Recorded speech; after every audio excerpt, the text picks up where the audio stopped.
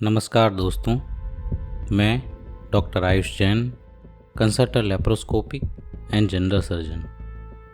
पिछले अंक में हमने देखा भामंडल जो नारद जी के उकसाने से अपनी सगी बहन सीता को अपनी पत्नी के रूप में पाना चाहता था। अपने पिता के प्रयत्नों से अनजान भामंडल का धैर्य अब टूट रहा था। उसने पिता चंद्रमती से कहा, पिताजी, आप विद्याधरों के अधिपति हैं। मेरा चित्त सीता में लगा हुआ है। आप यह बात जानते हैं। आपको उसकी कोई चिंता नहीं। पुत्र के इस प्रकार के वचन सुनकर विद्याधर राजा चंद्रमती निरुत्तर हो गए। एक भूमि मनुष्य राजा जनक से उनका मान भंग किस प्रकार से हुआ, यह बताने की उनकी शक्ति नहीं थी। इसलिए उनके बृहदकेतु नाम के मंत्री ने कहा, महाराज, बात को छुपाने से क्या अर्थ है? जो सत्य है वही कहना उचित रहेगा। राजा ने इशारे से अनुमति दी। मंत्री ने कहा, हे कुमार, हम लोग कन्या के पिता को यहाँ लेकर आए थे। उनसे हमने सीता की याचना की, पर उन्होंने कहा कि सीता को तो पहले ही राम के लिए निर्धारित किया जा चुका है। हम राजा जनक को वाद विवाद से नहीं डिगा सके, इसलिए हमने देवोपनीत धनुष की डोरी चढ़ाने की शर्त रखी। हमने सोचा था कि वह भूमि मनुष्य राम उस धनुष की प्रत्यंचा नहीं चढ़ा पाएगा और हम जीत जाएंगे।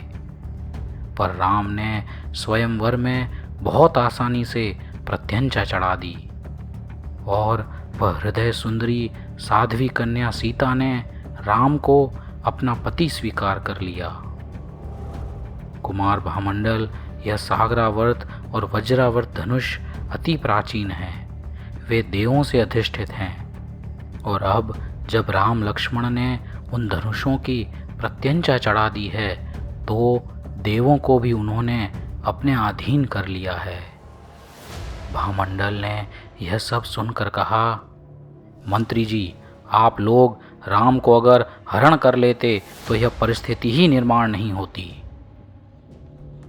मंत्री ने कहा, कुमार, 3 खंड के अधिपति रावण का जमाई मधु राजा जनक का मित्र है। अगर हमने ऐसी कायरतापूर्ण हरकत करी होती तो हमें रावण के क्रोध का सामना करना पड़ता। इसलिए कुमार, जो होना है वह हो चुका है, उसे अब बदला नहीं जा सकता। इस प्रकार का निर्णय सुनकर भामंडल अत्यंत व्यथित हो गया। सीता का विचार उसके मन में गहराता जा रहा था। ईर्ष्या और क्रोध से जलते हुए उसने कहा, आप लोग उन भूमि गोचरी मनुष्यों से भी भय रखते हो, तो आपका विद्याधर होना किस काम का? मैं उन राम लक्ष्मण को जीतकर वह त्रिलोक सुंदरी सीता को लेकर आता हूँ। ऐसा कहकर वह धनुष और समस्त हथियारों के साथ अपने विमान में बैठा और अयोध्या नगरी की ओर उसने प्रयाण शुरू किया। ऊंचे आकाश में उड़ते हुए उसने धरातल पर कई नगर और वन देखे। एक नगर उसे जाना पहचाना लगा, क्योंकि नीचे विदग्ध नगर था। उसे लगा कि यह नगर उसने कहीं देखा है।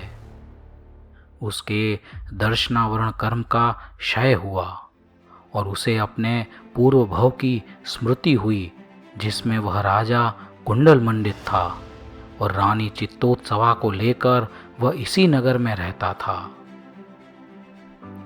और फिर राजा के पद से पदभ्रष्ट होकर वह अयोध्या नगर में चोरियां करता था।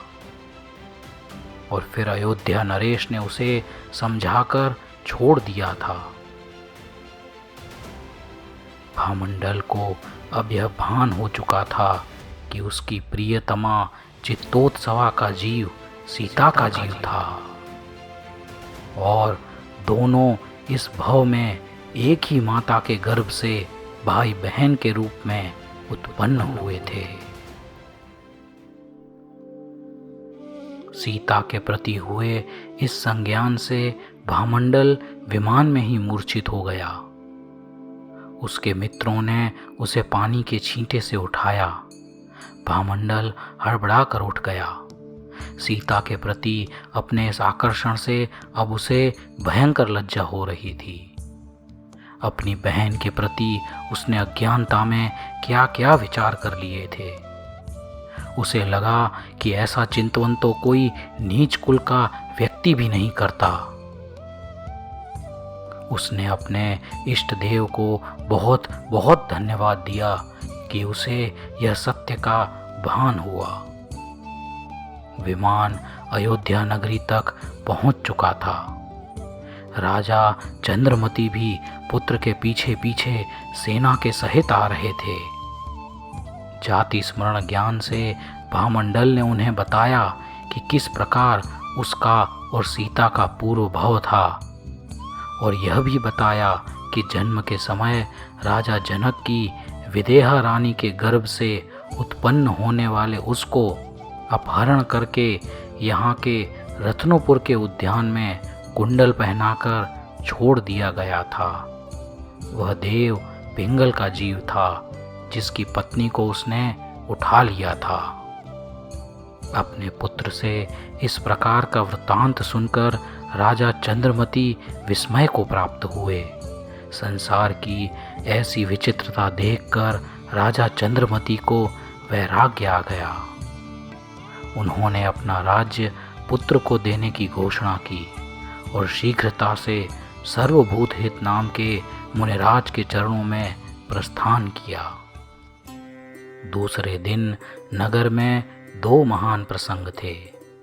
पूरी अयोध्या नगरी में आज नगरजन बहुत ज़्यादा दिखाई पड़ रहे थे, क्योंकि अयोध्या नगरी में विद्याधरों की सेना राजा चंद्रमती और पुत्र भामंडल के साथ आई हुई थी।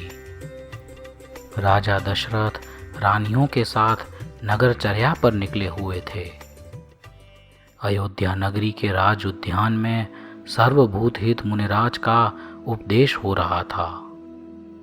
सर्व नगरजन और विद्याधरों को मुनिराज धर्म का स्वरूप समझा रहे थे।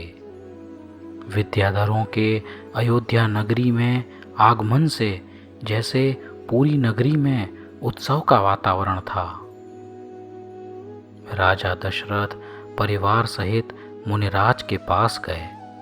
उन्हें देखकर राजा दशरथ को एक अपूर्व आकर्षण हुआ, जैसा कभी किसी और मुनिराज के लिए उन्हें नहीं हुआ था। उन्होंने देखा कि राजा चंद्रमती का दीक्षा महोत्सव हो रहा था। मुनिराज की वाणी समस्त जीवों के चित्त में आह्लादकता उत्पन्न करने वाली थी। राजा दशरथ ने मुनिराज से राजा चंद्रमती के वैराग्य का कारण पूछा। मुनिराज ने सारी बात कह सुनाई और सीता और भामंडल के सारे पूर्व भवों की बात बतलाई, और मुनिराज ने यह भी बताया कि सीता की माता रानी विदेहा ज्ञान की माता उरी का जीव है। सीता अपने भाई भामंडल को पुनः पाकर अति प्रसन्न हुई।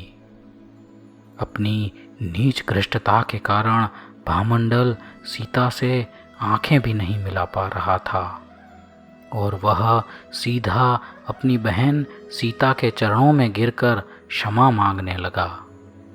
विशाल हृदयी सीता ने अपने भाई को क्षमा किया और अपनी छाती से लगा लिया। सीता, भामंडल, राजा चंद्रमती, रानी पुष्पवती और रानी विदेहा के पूर्व भवों का वृतांत सुनकर सब नगरजनों के नेत्र आंसुओं से भर गए। राम, लक्ष्मण और राजा दशरथ ने भी भामंडल का आलिंगन किया और आदर सहित उससे वार्तालाप किया।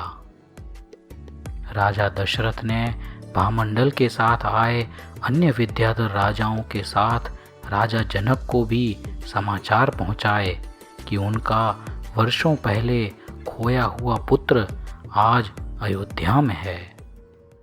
राजा जनक तो इस समाचार से इतने प्रसन्न हुए कि उन्होंने अपने पहने हुए वस्त्र अलंकार विद्याधर दूत को दक्षिणा में दे दिए। राजा जनक का परिवार उस विद्याधर दूत के विमान में बैठकर शीघ्रातिशीघ्र अयोध्या नगरी में आया।